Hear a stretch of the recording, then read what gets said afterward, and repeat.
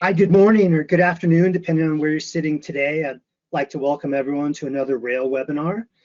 This is the second in the series of webinars designed for railroads and those who work with and support railroads. I hope that you enjoyed the last webinar, which was on mobility. I'm Mark Pesvic. I'm the Senior Account Executive for Rail and Ports on the Esri Transportation team. And today I'm joined by my colleague, Jim Barry, who is the Solution Engineer focusing on rail for the transportation team. So these webinars are designed to help illustrate how rail organizations can leverage GIS and location intelligence to become more efficient and ultimately become more successful in their digital journey and transformation. So as you know, rail plays a vital role in our global supply chains and a critical, I think, often underappreciated role in not only the national economy, but also in the economies of their respective regions. Today we hope to highlight that role in these webinars and to focus on how rail can leverage technology to increase competitiveness and collaboration within their larger environment that they operate in. So again, today we want to highlight a set of capabilities that we think will help rail agencies become more efficient and streamline their internal GIS operations. Looking ahead, we think there's some great advantages to consolidating the maintenance of different track networks and geometries, and being able to seamlessly generate information products, designed to help everyone in your organization be more productive. So you're going to see a number of these pieces today. But before we begin, I'd like to point out that we are recording this webinar, and while everyone will be on mute, there will be time for questions and answers at the end of the presentation. So go ahead and just type your questions into the question box, and we'll try to answer as many of those as time will allow.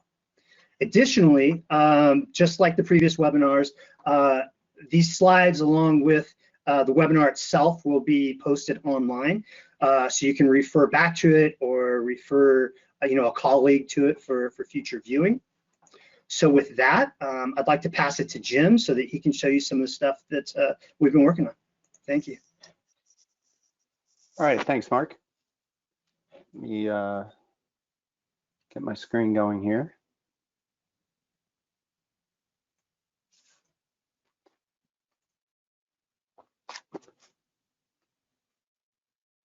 Okay, sorry about that. How are we doing? Can you see it? I can see it, yes. My screen, okay. Good, yeah, thanks. Again, I'm Jim Barry. I work with Mark here at Esri. I've been at Esri since '94. Been here a long time, worked a lot with ArcGIS in a lot of different industries, a lot of different applications. Last couple of years I've been working in transportation and particularly supporting commuter rail and freight rail organizations and their use of ArcGIS in order to improve their operations, in order to help manage that spatial data, visualize it, most often on a map, be able to analyze it and detect patterns of things that have happened, be able to model future behavior, and also be able to tie maps and assets, whether they be fixed or moving assets, with enterprise asset management systems, so that the GIS isn't a silo to itself, but it really absorbs within the rest of your enterprise technology implementation. So what we want to do over the past year, we've worked on a lot of different ways to apply ArcGIS to railroad operations, railroad maintenance, and engineering, and so forth. And so I want to just kind of run through what I like to call our next gen tools and techniques, and I boiled them down to a top 10. They're not in any particular order, and then at the end I'm going to kind of show you what we've been working on, and then at the end go through what we're working on next. And we would love to get your feedback on this. Some of the stuff I'm going to show is really oriented around solving business problems, and some of the stuff I'm going to show might be more attractive to some of the hands-on tech folks. I like to not only talk about what you could do and why, but also to make sure I talk about how to apply it, how to actually get this stuff working. So hopefully that's a nice mix there. And I've got a kind of a fire hose of information for you. I'm going to hit each one of these items in about 3 to 4 minutes each. If I show you something that really resonates with you, I'm going to show you at the end of this talk where you can get more information, a more in-depth video. But if I show you something that you don't like or doesn't really apply to you, don't worry, it'll be over in about 3 minutes and we'll move on to the next thing. And we are going to cover a lot of stuff related to schematic mapping, linear referencing, going to talk about artificial intelligence a bit and how that can be used to automate data collection and operational awareness. I'm going to talk about field mobility a little bit and also about data collection, not only in the field on mobile devices, but Lidar data collection and how we can update our data in a very accurate, automated way with Lidar. And then finally, I'm going to finish with real-time GIS, real-time tracking. And you know what I'm going to do? I'm going to turn off my camera at this point so that I can use more of the screen here, but I'll come back with that later. Let me make a quick adjustment here. All right, so let's let me see. So from geographic data here at the bottom, which is what we typically do with the GIS, is to manage our geographic data, manage our maps, to understand how our stationary and moving equipment relates to the rest of the world, and using that and mashing that with other data for visualization and also for analysis. An important part of using GIS with railroads is that schematic maps, sometimes in track charts, sometimes in heads-up displays, sometimes schematic maps is the more useful way to represent rail networks. And if we can, rather than maintain those as two separate databases, the GIS allows us to make the schematic map a derivative product of the geographic map. That way they always stay in sync. I've worked with organizations that maintain those things separately at different tempos, and I'm going to show you a little bit of that there. Let me see, and then next would be to lay down some measures and calibration points in order to apply a linear referencing system or location referencing system that we can then maintain a lot of our data as dynamically as point events and line events.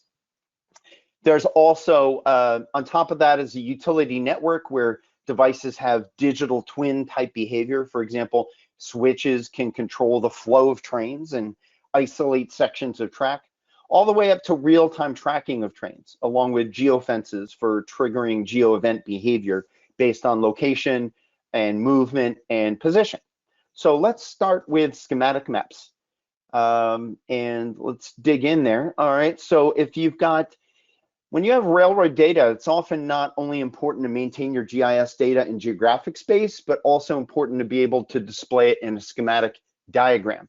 Like I mentioned before, many railroad organizations maintain their geographic data in a GIS separate from the tools and database that they use for their schematic maps, say for track charts, with different editing processes, different tempos. So it's very easy to get them out of date and out of sync. So in order to create a schematic view that makes sense and is intuitive for your users, it takes a little bit of editing to your data to add the network attributes to tell the schematic diagram tools how these tracks relate to one another. So here's a section of my railroad that I want to create a schematic map for. And here in this feature data set are layers for my railroad track lines and my switch devices for controlling the flow of trains. But before we can diagram our network, we need to build a trace network. Here I'm going to be using the trace network tools that are included in ArcGIS Pro.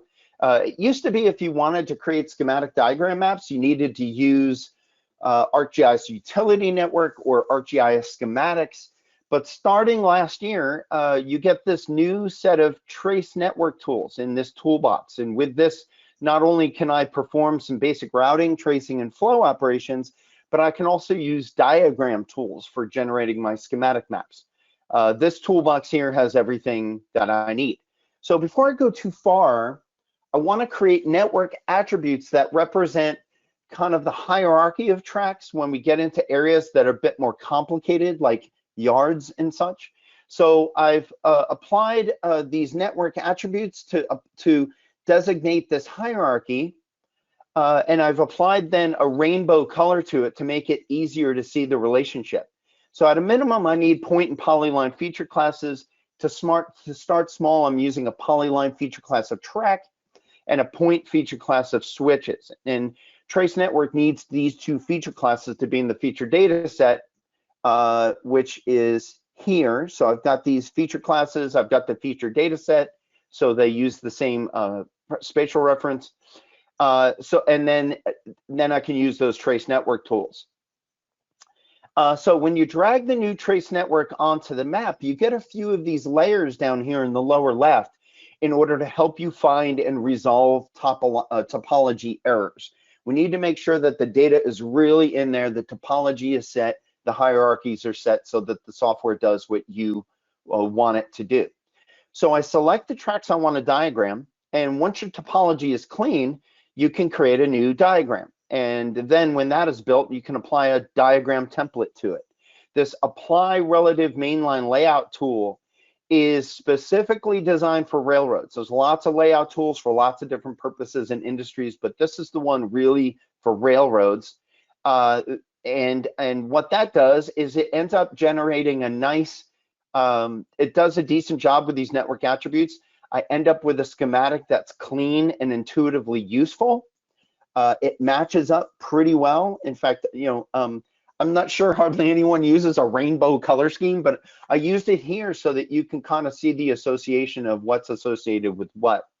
Now, of course, here in the diagram, the y-axis is blown up quite a bit, and I get nice spacing here in order to get the benefits of the schematic. But I also want you to notice that the x-axis here remains to scale. So we have blown up the y-axis, but I keep the x-axis to scale. I found in railroads that that's very important. It makes it a little bit more intuitive, particularly if you're going to export this diagram to support your track chart maintenance. Track charts very often need that x-axis on the horizontal scale to remain to scale. Then what I can do, if I'm happy with the diagram, I can export it into its own regular feature classes, and then apply the same calibration points to it so that I can apply a linear referencing system just like the geographic data. If I want, I can even bring the schematic map into the same map as the geographic map. Of course, it does not match the geography to it anymore, but I have worked with railroads that like to have the geographic and the schematic in the same view nearby one another so that they can work with them simultaneously. So I talked a little bit about linear referencing, and so that's a good segue to go in that direction. So now that we've created the schematic map, we can build an LRS on it, a linear referencing system on both the geographic and the schematic maps, and so that we can synchronize the editing of event layers on both. So here's my rail data in ArcGIS Pro, where I do all my data editing, as well as my analysis and design the map layouts from them. Here I got all my layers of rail data in regular geodatabase feature classes, but also built with a utility network, a trace network, and all of my event layers here that represent speed limit, curvature, grade, timber surface condition, and so on. And here, so once I pull that in, and I'm using location referencing, in this case, I'm using an extension into ArcGIS called Esri Roads and Highways, which helped me do this. And here are the two event editors. They're web-based applications for managing those event layers on the linear referencing system. Now, I've used those tools that I mentioned. The railroad's been built with routes and measures. And so now what we're going to do is use the event editor apps to create a new speed limit event on the schematic map. So here I've got the schematic map, the section of the schematic map that doesn't have the speed. I need to put speed there. And so I select that segment and I add a new line event here for the start and the end measures of the segment. And just to make it look different, I give it just to make it look different, I give it 45 instead of 40 around it. So I give it a different speed limit. And so there you go. The speed limit, the segment now has speed. Now what we want to do is we want to automatically sync that event over to the geographic map so that we only have to edit it once. This script here, written in using our Python API, scans through all of the new edits to the event layers, whether they be new, modified, or retired, and then we let that run. I can let this script run nightly, hourly, or on demand, or whatever tempo my business needs require. And then boom, that segment speed limit has been updated. Now they are in sync. So let's do this the other way. I want to add a new sign to the geographic view. So I select the location, the point location on the map, and it calculates the measure along that route. And this will be the new point event instead of a line event. And then I apply the attributes that I need. The sign is going to display how far it is to Canova Station. And there is my point event. Now I want the new sign on the geographic view to sync over to the schematic view. So again, I run this script, whatever tempo I need to handle all my edits since the last run. Overnight, once a month, on demand, that's totally up to you. And boom, that sign event that I applied over here is now synced to the schematic map. And while I'm displaying these maps currently in the event editor web apps, these event layers will also refresh in ArcGIS Pro, or it'll refresh in any web application, any native application, or any mobile application, pushing these edits automatically all the way out to my field workers right away. So here's yet another way to use your geographic and schematic maps, this time in a custom web app. This web app fuses 3 different map views together: a geographic map, a schematic map, and then a series of straight line diagram bands. This is, let me go over here and show you the application.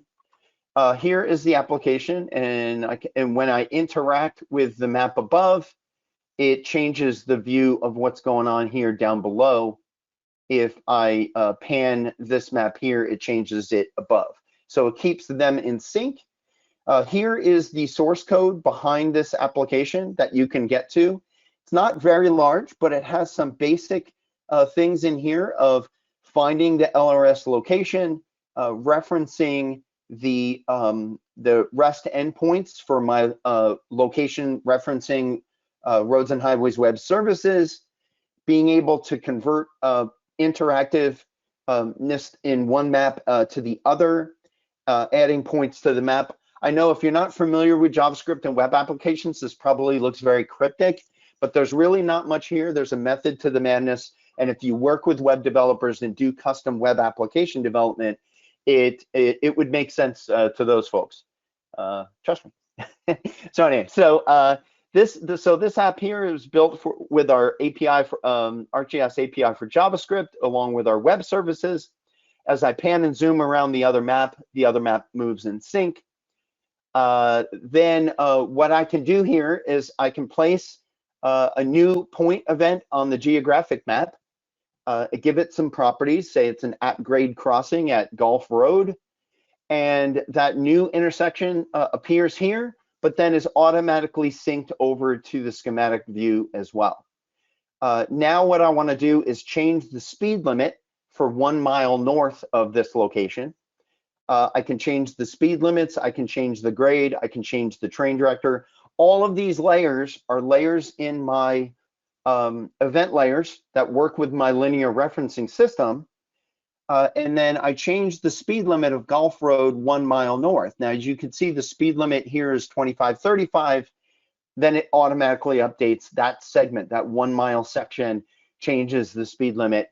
And again, that data is pushed all the way out into Pro. It's pushed to my mobile devices, so on and so forth. So next, AI. Let's take a look at how artificial intelligence can be used to improve your operational awareness in real time, but also automate the process of collecting data in ways that you may not have been able to do before. So video, in this case, video of trains passing by can be used to build a deep learning model that recognizes trains, can count the cars, and can categorize those cars by type. So that given new video, the number of trained cars and their types can be captured and displayed on a map and dashboard and can be stored in a database for analysis and reporting over time. This solution uses the ArcGIS Learn module of our Python API, which encapsulates all of our artificial intelligence, machine learning, and deep learning capabilities, as well as ArcGIS dashboards. Let me go show you how that works. Let me see, where's my mouse? Here we go. All right, so here is my dashboard app. And when I click on one of the trains, it passes by, and the deep learning model not only counts the cars, but it recognizes that these are flat cars with containers on them. And it also categorizes these are flat cars with trailers on them. It also then recognizes, not only counts these cars, but it actually recognizes that these are locomotives because I trained it to know what a locomotive looks like. And as that each train goes by, I get the date time stamp. I store the number of cars by type in this database, and then I can use not only display that in a dashboard in real time, but I can save this data over time. And there you go. Let me go back here to the slides. And so how did I do this? I'm not going to go into too much of the gory details, but really it comes down to, if you can train a person to tell the difference between a locomotive and a hopper, you can, and a box car, you can train a deep learning model. So here's a little application. I draw a box around each different type of car, and I label that as saying, hey, these are all locomotives. I drop this box and say that's an open hopper. Draw that box, that's a flat car with containers, a tank, a gondola. So I give it lots of examples of what these different things look like, and then it exports it. You know, it's a little bit of gory XML, but that's all under the hood. You don't have to worry about it. But then I bring this XML to this really short Python script, and that Python script with the AI module trains a deep learning model, and the more training data you use, the more accurate this thing gets. So if I give it 10 pictures of a locomotive versus 1,000 pictures of a locomotive, it's going to get better and better at it. Then once the deep learning model is trained, then I show it new video that it's never seen before. I give it the model, I give it the new video, and then it outputs a CSV file. Now at that point, I can convert the CSV file into a point feature class, into a hosted feature layer, which then I can display in a web map with all of the attributes that I'm looking for, and then display that in the dashboard that I showed you before. All right, so just to recap, here is the flow of how things went. It starts here on the left with the cameras that are capturing new video and sending those videos to the server and as new video files. Then those files are processed by the deep learning model that you trained. This is our new icon, by the way, for artificial intelligence. I couldn't tell what it was at first. It's a gear, and then it's got a brain on this side. It's a little gory, but anyways, that's our icon, artificial intelligence, gears and brains. Anyway, so then it outputs as CSVs that are fairly easy to import as hosted feature layers. And then I display that in a dashboard and combine that with my other data. And I made that accessible to anyone in the organization you want, either on an executive laptop or projected on a wall in an operations control room. But in short, we are taking these discrete repetitive tasks that it used to take humans to do and letting the technology automate that for you. Let me show you another example of this. In this next example, we're going to automate another discrete task with artificial intelligence, but this time we're going to use images instead of video.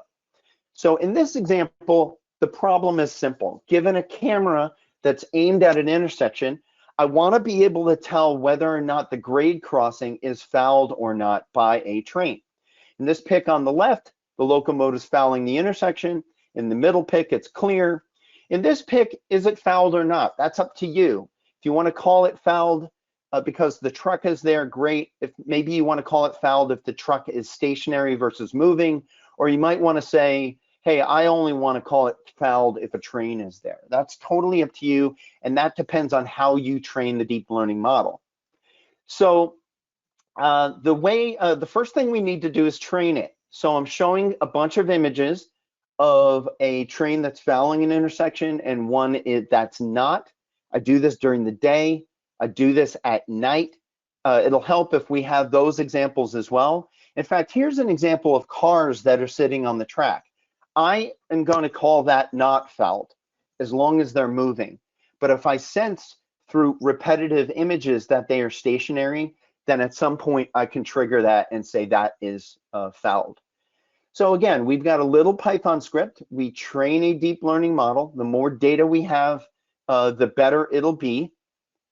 And then what I do is I take this model and I give it new images it's never seen before. And for each image, let's say they're coming in once every 5 seconds, this predict method here will immediately tell you whether or not the AI thinks that intersection is fouled or not. And let me show you how that works, what that looks like. Okay, so here's an example of an intersection. This comes back as true, it's fouled again. 5 seconds later, it's not fouled anymore. 5 seconds later, it's still not fouled, but that's only because the truck is moving.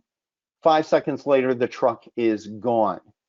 Here's another example where I've got an intersection, and I've got 3 intersections actually, and green tells me that these grade crossings are not fouled.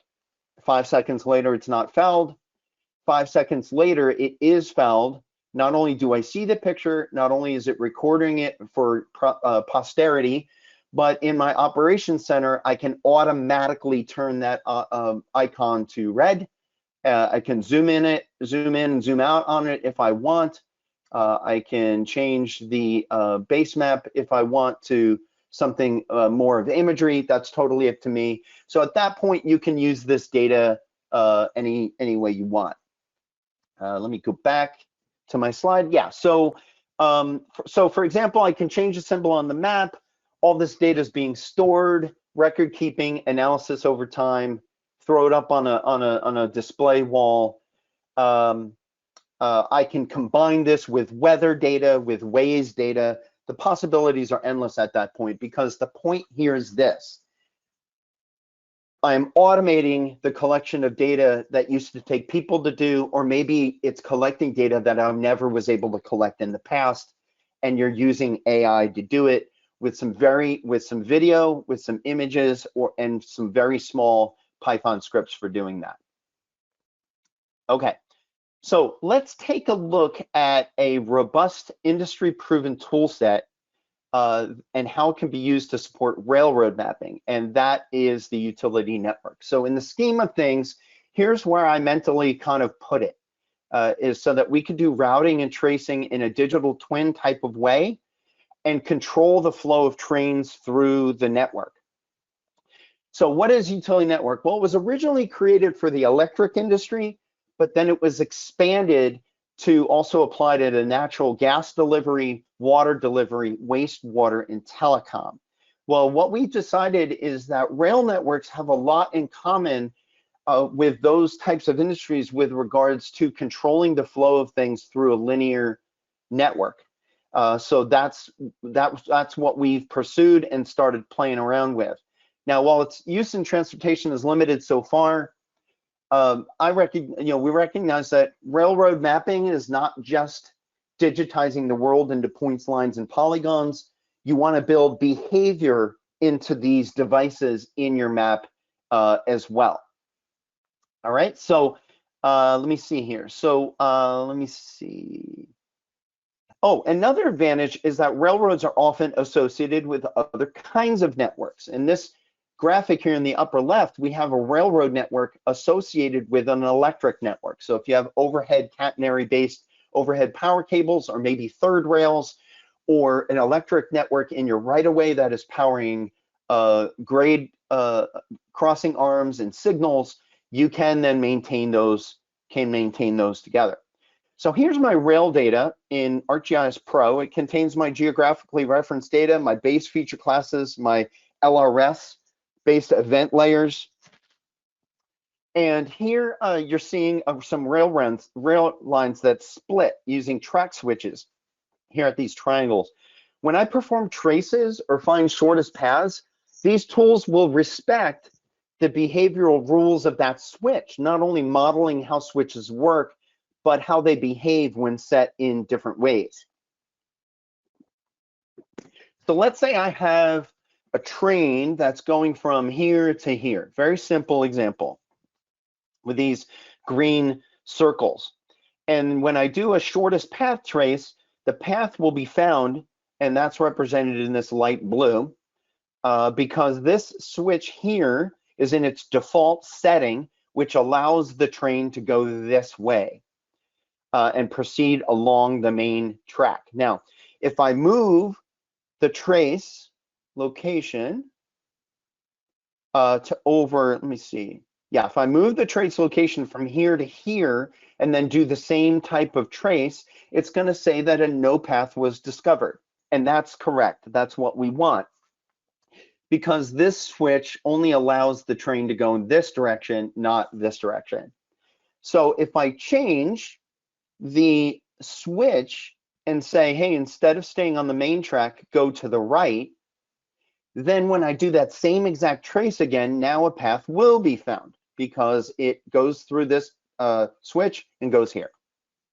So what we're doing is we're modeling the real world behavior track switches onto the devices being mapped in the GIS. Here at the top left is a cool little animated GIF that I made. I'm really proud to show you of a switch being activated in order to direct the train's path this way or that way. A train can go out this way or out that way, or it can approach from here or approach from here. But what it can't do is it can't come in from here and make a left turn and go that way. We all know that. So let's model that digital twin wise in the network. It can go this way and this way, but it can't go this way.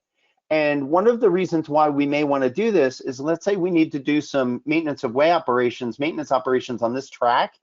We want to set all of these switches so that the flow of trains goes around it. And I know I did that in in a manual way in ArcGIS Pro, but all of these capabilities can be automated with our various APIs and customized for you. Let me see. Let's go back to here. Okay, so looking at the entire loop, you'll see that the path stops here at the bottom. It does not continue. So let's move the second green trace point back onto the main track. If we ran a trace right now, it would fail because this switch is pointed in the wrong direction. So let's change that bottom switch so that it goes the other, so that it brings the train back onto the main track, and boom, now a path can be found. So at the top, we're switching this way to bypass the main track, and at the bottom, we activate the switch to pull the train back on the main track. We've effectively isolated this piece of track off of the network, and we may have various reasons why we want to do that. That's totally up to you. Okay, so that's one way, a very simple way. Of course, utility network, a data model for railroad for utility network can be a lot more complicated than that, but I just wanted to touch in a couple of minutes how that can be done. We can deep dive on any of this stuff that we're covering today.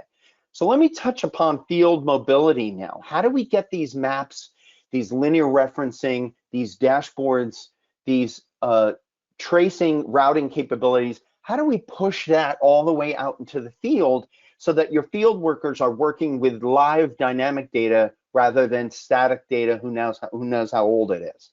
So here's a case where we've got a lot of maintenance tasks and we're using ArcGIS workforce in order to maintain all of this stuff. Back at the maintenance managers has this view of the track and all their devices and all their maintenance tasks. And that maintenance manager says, hey, I've got a high priority item here in red of a signal repair that needs to take place. So I assign that to my worker in the field. They don't have to come back. And then I say to myself, well, here's a switch, here's a switch. These switches need to be activated to isolate this track. So that's another task. It's a critical task that I need to assign to this maintenance worker as well.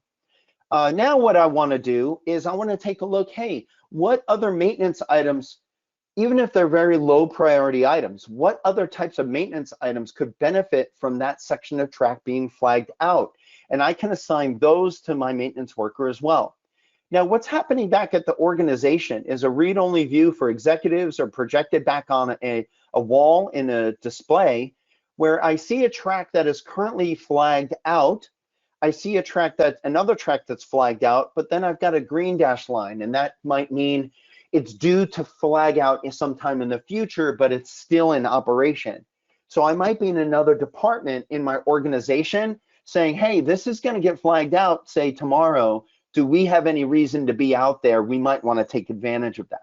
So it increases communication within your organization. Now, here is the track that I assigned to my field worker along with these other tasks, the high priority one and the low priority ones. And back on the executive dashboard, it displays as green.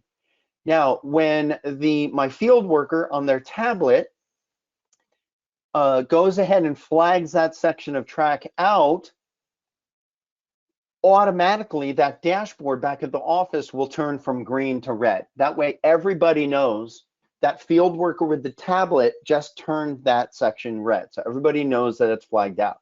Now, the maintenance worker in the field, they do their work on the signal, on the ballast, on the overhang, in the overpass, on the station.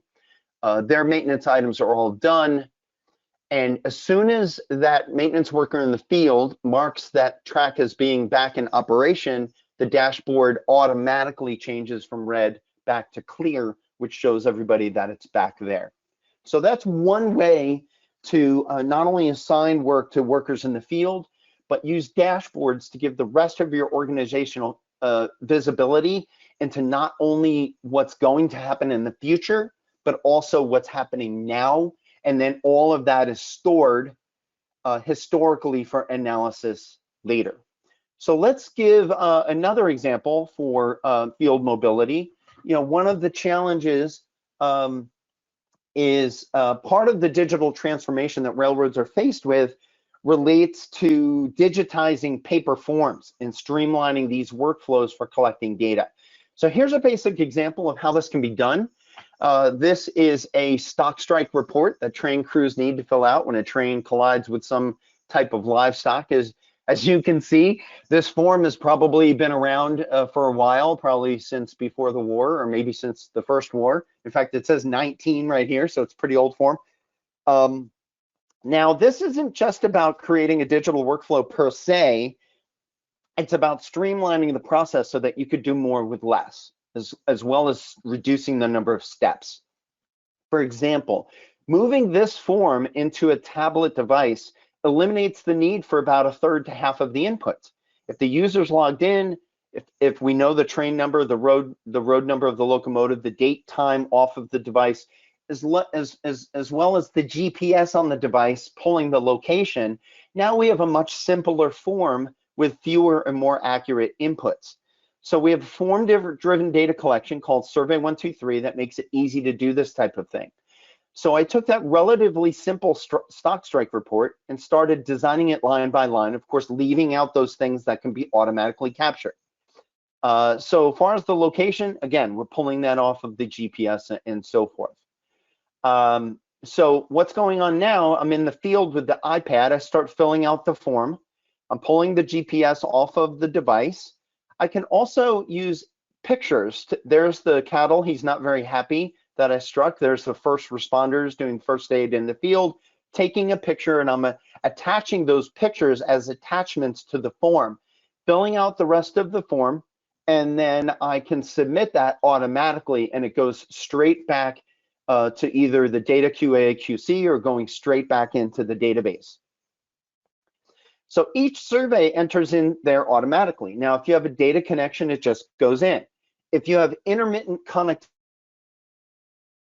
that happens a lot with railroads, particularly freight railroads in the middle of nowhere.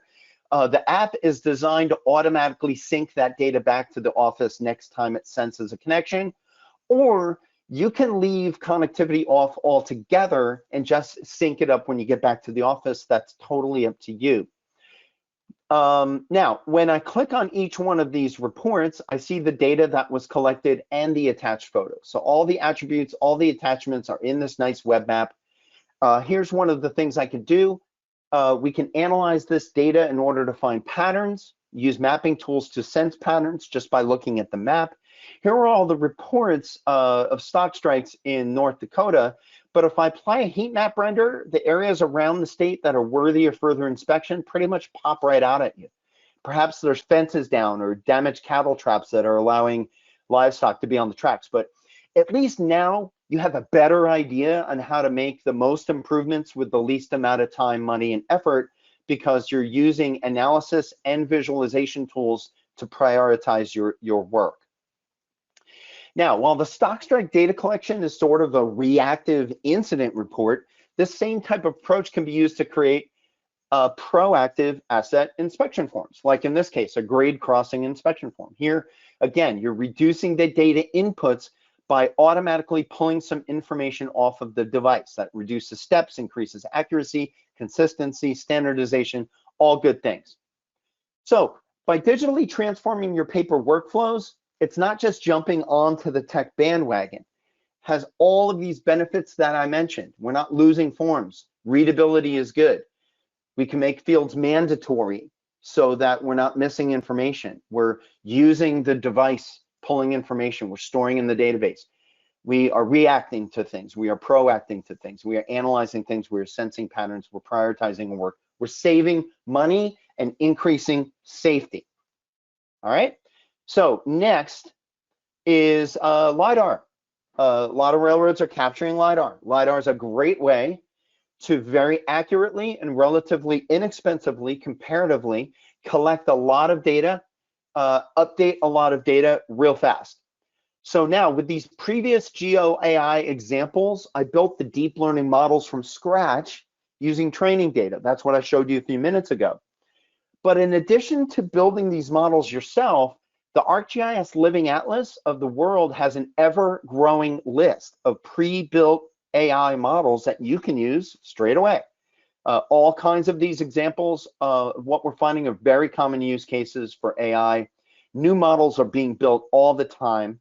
The Geo AI development team at Esri is always looking for ideas and data sets for building more of these things.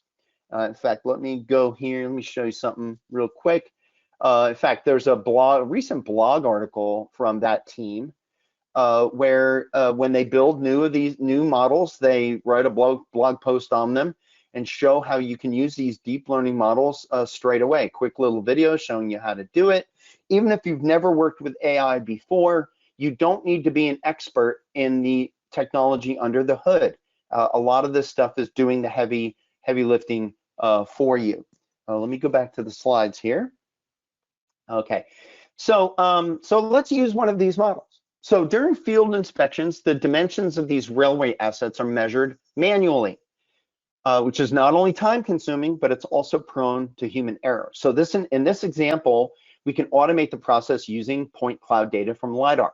In this case, the user can collect and then over time update data layers like power lines and poles, but also catenary cables and cantilevers and power lines, along with other wayside equipment, and not to mention the track itself. So on the left here is the raw Lidar data that's collected, and on the right are all the measurements that we want to extract and store and do that automatically. Now, one of the one I want to draw your attention to is a pre-built model currently in production with electric utility companies called power line classification. Let me show you this real quick for a second. This is a model that was built for the electric industry called power line classification. So if you pull Lidar in order to collect data for your power lines, we said to ourselves, well, I wonder if overhead power cables with overhead catenaries with railroads would respond to the same data model, and we'd be able to use it for railroads as well. And it turned out it worked pretty well. and it shows you, how to use it, and so on and so forth. But that's the gory details. Let me skip over that for now.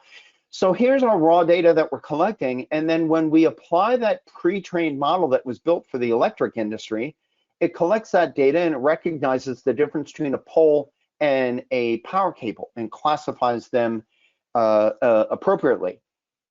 Let me see. So what we do is we might want to make some adjustments. If so, we can prepare that data and fine-tune that pre-trained model, or maybe just use it as is.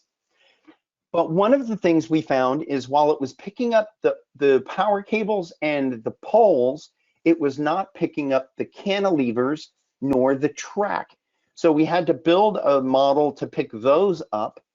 And then, but we can combine those two models. We can combine the pre-built model with the model that we built and combine them into a model, into a geoprocessing model. So here's the result. We've got the pre-built model, found the poles and the wires. Our model found the cantilevers and the track. And then when we combine those together, now we've collected all the data that we're interested in collecting.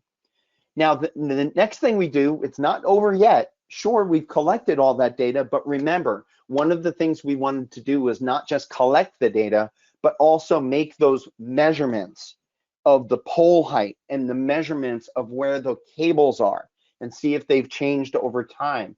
I know this looks a little complicated, but long story short is we're combining the data collection with the AI, with the measurements, in order to then get the measurements of the track very accurately, get the measurements of the poles and the cables very accurately, measure the catenary height, the contact height of on the cantilevers accurately, and then even down to the top fittings and bottom fittings. And all that's being collected in an automated way. All right, so that's Lidar. There's another example of using Lidar. I'm going to touch upon that here in a little bit, but I want to just keep on moving here. And the last thing I wanted to show you is about using real-time location data. And the couple of points I want to kind of have you take away is where we can track moving assets, we can boost real-time monitoring, make better decisions in real time, and also combine your track train movement data with other live feeds. So here we've got Hostler locomotives moving around, pulling AVL data. On the left, we have current locomotive positions, red are active, gray are inactive. If I click on one, you can see more info in the pop-up about that locomotive.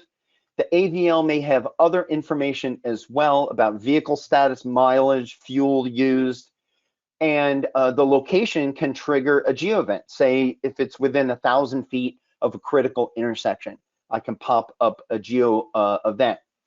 Now, I know where the locomotive is because that's where the AVL is. But as you know, the rest of the cars don't have onboard GPS. The rest of the cars might be kind of dumb location-wise. But if we combine this with the other thing that I showed you before, this was an example of using AI to also know where all the cars are and what kinds of cars there are. So this is a case of using GeoEvent Server for location and AI for not only knowing the location of the locomotive, but also being able to know the location of the whole train. All right, so we're supplementing one with the others. But as long as the train is moving, we can see the location that it's moving. Like the location was here, now it's moved to here, and we see that in real time. So here's a stationary locomotive. We can set up a geo event that triggers how much time the train resides within that fence. Here are some graphics here that show how geofences work. It's fairly intuitive, I think.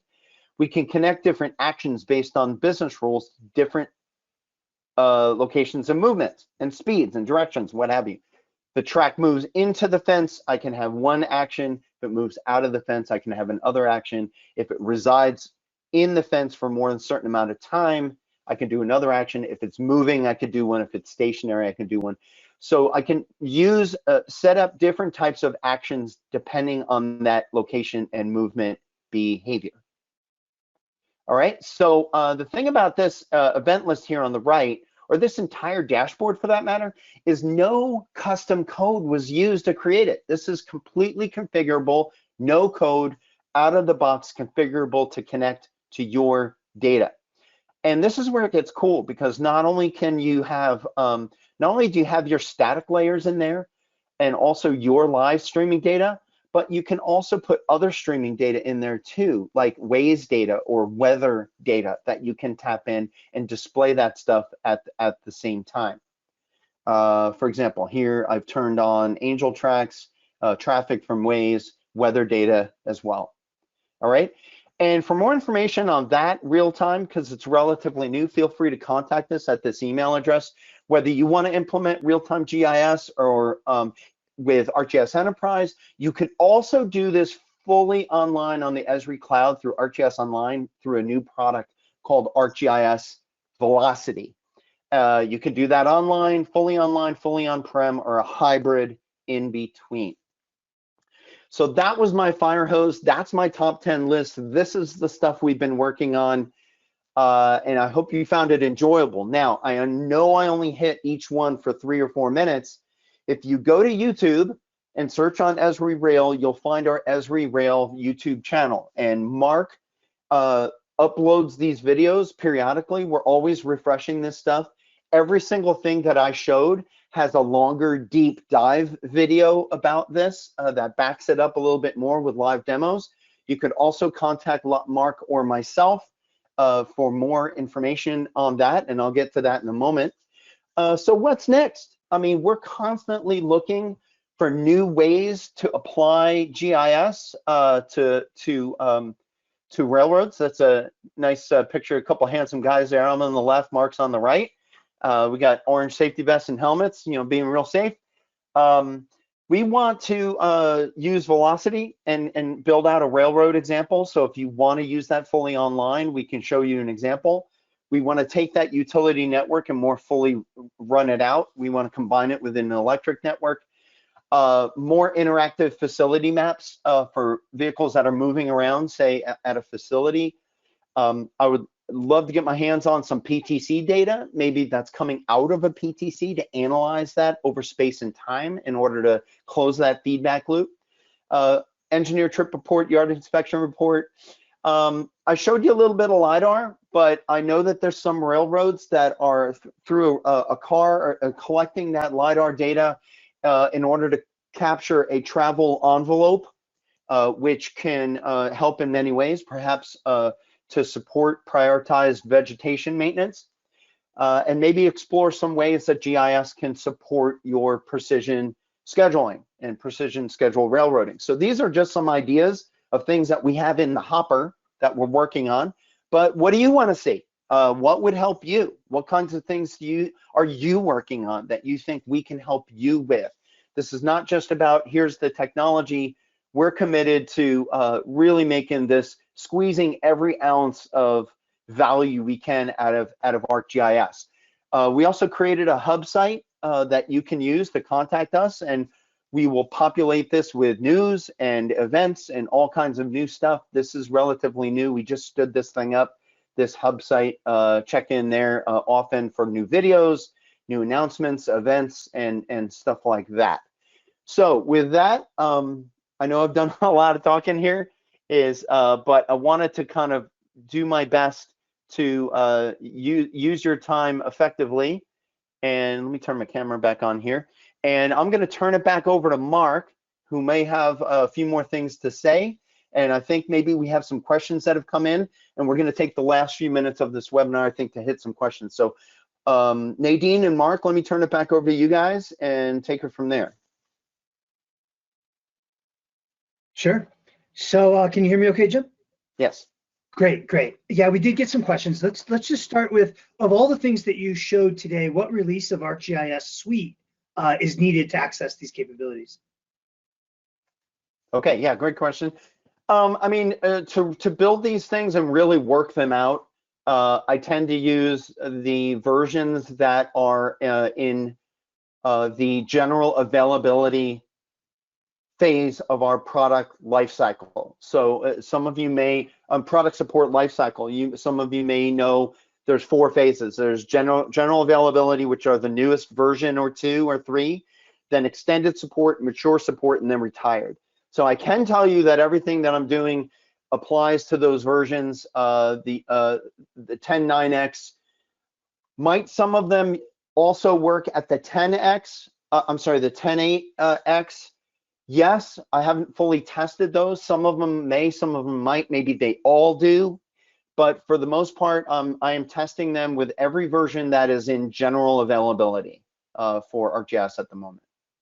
But if you are running with an older version, and I know some of you do because you have other dependencies and you have other processes for updating software, we could take that offline, something specific. I'm happy to be able to test that for you. And if something needs to be adjusted, if we can get it to work with some adjustments, we can try to do that as well. Sure. Okay, and then I've got a few around, creating and updating schematics. So, how does the GIS to track chart process scale, for an entire subdivision, 100 plus miles, section by section? Right. So, how does it scale? Well, you can do an entire line at a time. You can do them section by section, or you can do an entire network at once. I've done this. Now I know the sample I showed you was a tiny, tiny little section. That was really just for demonstration purposes. But what you can do it as small or as large as you want. Of course, if you have a lot more data, the processing time might take a little bit more. But really, the flow is pretty much the same.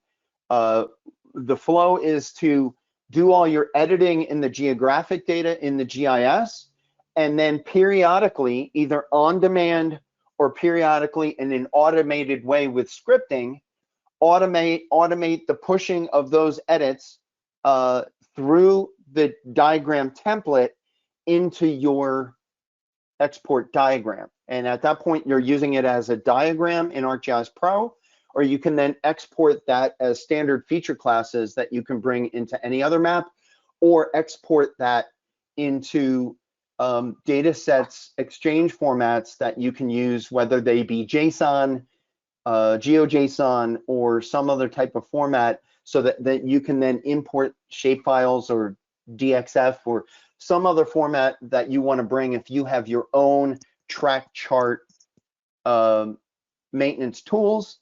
What we want to do is find ways to get that data ETL'd into your software. How does it scale? Well, I mean, data editing takes work, and sometimes it has to be done manually first. But the cool thing about GIS and our Python scripting and our building of models and templates is once you have a set of steps that you're going to want to repeat, you're definitely going to automate those to make the manual steps as few as possible and use the automated steps as much as possible. So I've done this with an entire railroad. You said, let me see, I think the largest I've done so far is probably about 200 miles.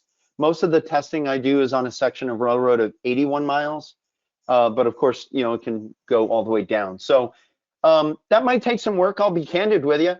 But again, it's the philosophy of editing in the geographic, always make the schematic a derivative product that you're pushing, and then automate that stuff wherever possible. And we'd be happy to give you some advice.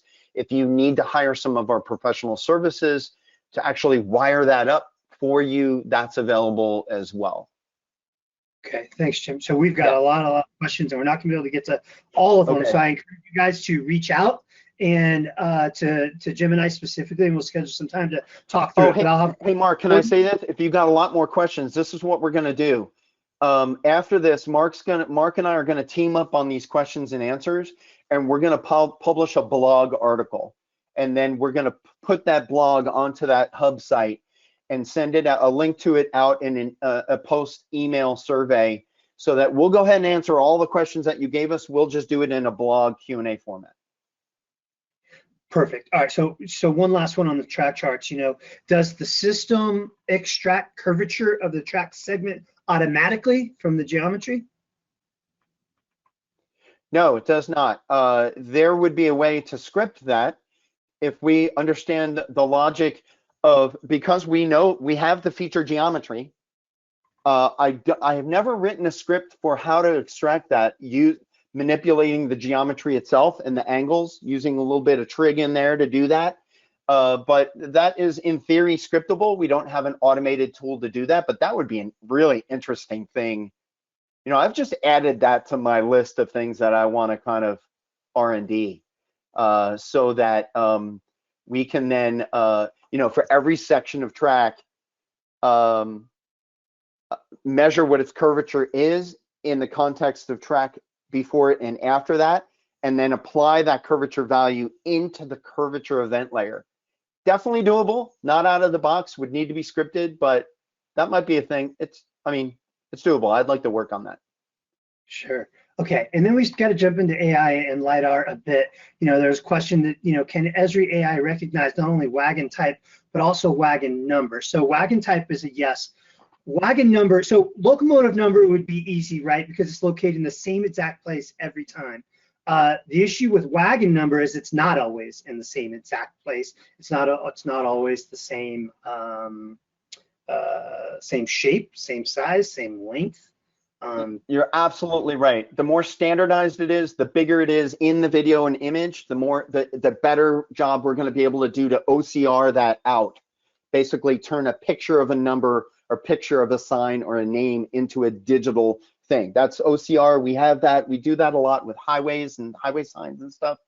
But yeah, if the number's really small, it's not in a predictable location, we still can do it because we have AI that can sense what in the image in the video are words and numbers. But again, it's going to have to probably be a lot more training data. You know, that's one of the things about AI is that, you know, the more training data you have, the better it is. And it's hard to get perfection, but it is better than doing things manually. I know we're starting to run out of time. I hope we didn't get cut off already. I think we're going to spend a lot of time on PointNet. I think in the blog, there's a lot of questions around PointNet. So one thing on your real-time rail, as you go from a point cloud to a multi-cloud, is there a recommended data set, like extension or resolution?